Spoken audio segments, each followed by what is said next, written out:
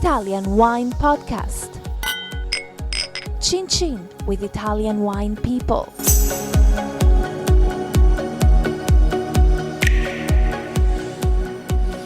Hello, this is the Italian Wine Podcast. I'm with Anna Ronngren from the Restaurant Frantzén in Stockholm in Sweden, and we're going to talk about her Italian wine selection. Welcome. Thank you very much. So just give us a brief rundown in general about the restaurant, its history. It's a two-star restaurant, opened in 2008.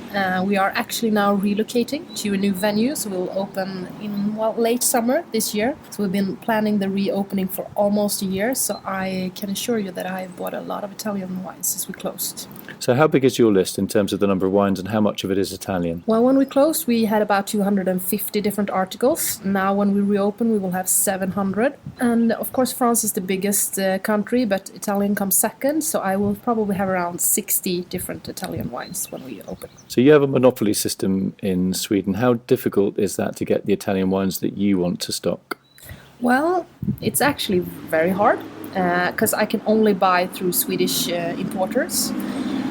There are around 800 of them, and a lot of them have a really good selection. The hardest part for me is finding older vintages, because I don't just want the latest release. I want a library of wine, so to speak.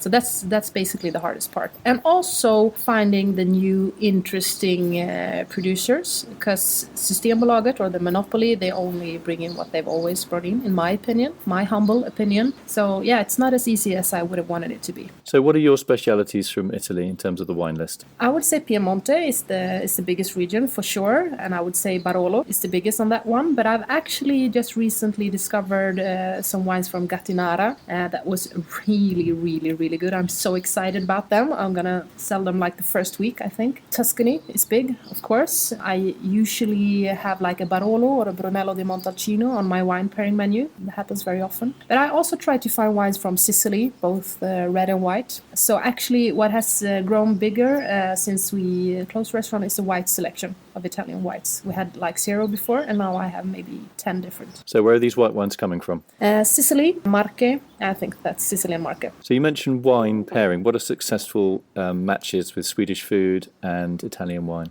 Well, actually, one pairing that comes to mind is Grappo di Grillo from Arco di Bartoli, right? That I paired together with Norwegian scallops that we served with dashi, flavored with pine shoots. We had some finger lime and some ginger, which was a very successful pairing when it comes to white wines from Italy. But then, of course, the red wines goes well with a lot of different dishes. You could, of course, go for the Brunello, the Montalcino, or Barolo, Barbaresco, together with the Swedish meat that we like to serve. Very good quality. So when you say Swedish meat, we're talking lamb, beef? No, well, yeah, both lamb, of course. We have some nice spring lamb, but beef, very good. We have these mountain cows that has led a good life when they come to us. And of course with obscene amounts of truffle, preferably white Alba truffle. It's a good pairing for me. Okay, any other pairings? Italian wine? Yeah, if you want to go for like the more not so full-bodied wines, we could go for like Nerello Mascalese from Sicily, together with,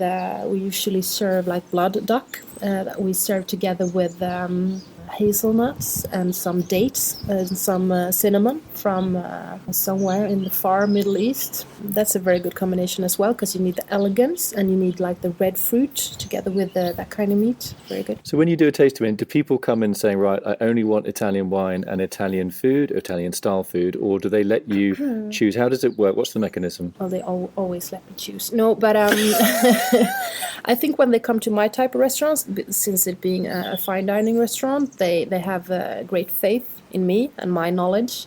And whenever I present like a Barolo or a Barbaresco, people maybe not always necessarily know what it is, but they recognize the name and they see it as a brand, stands for something that is related to quality, and the light always go up in their eyes and they get happy. But when I go for something more obscure, then maybe Gattinara, or I'm going to serve a lovely wine from Monte Waldin in Tuscany, right? That maybe need a bit more explaining, but I have no doubt I can sell them whatever, because I only buy the good wines, of course.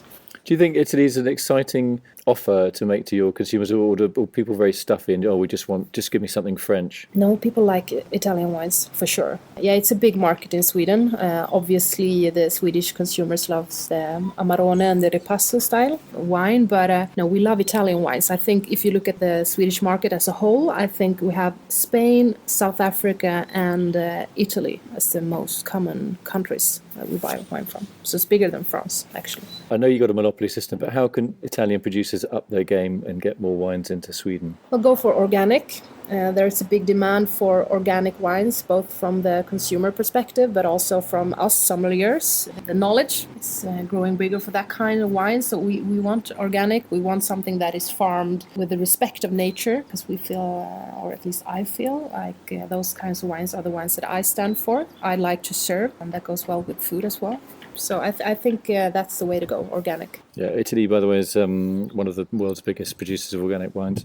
Anna, thank you very much for coming in today. Glad you put up with all the traffic noise and all the rest of it. And hope to see you in Sweden. My pleasure. Welcome to Frantzén.